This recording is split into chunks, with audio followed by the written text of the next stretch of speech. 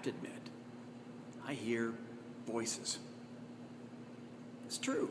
Not literal voices, real voices, but in my mind, there's a almost constant chatter going on.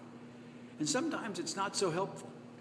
In the back of my mind, I'll hear this voice, and sometimes it's soft, and then others, the volume grows pretty loud. And it'll say things like, "You're a loser. You can't do that. You don't have the skills, the talents. There's no way. You're a failure. You're a poser. You're a loser." It gets pretty heavy, pretty tiring, and weighs me down and beats me down. In this season of Lent, believe it or not, I think we're called to look at that voice and to confront that voice. Because it's not the voice of God. It's not the voice of truth. It's the voice of the deceiver. It's a voice of lies. And we hear that voice, and it keeps us from being who God created us to be and living into the fullest of all God gave to us.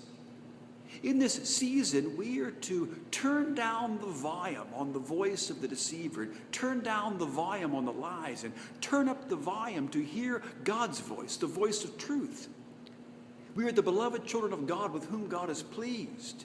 We are beautifully and wonderfully made. We can do all things through Christ who strengthens us. That's the truth. I'll bet more of you than would care to admit hear a similar voice. A voice of doubt, a voice of shame, a voice that beats you down and weighs you down. It's not the truth.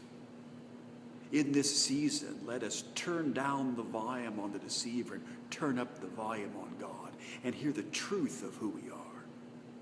We are beloved children of God with whom God is pleased. We are beautifully and wonderfully made, and we can do all things through Christ who strengthens us.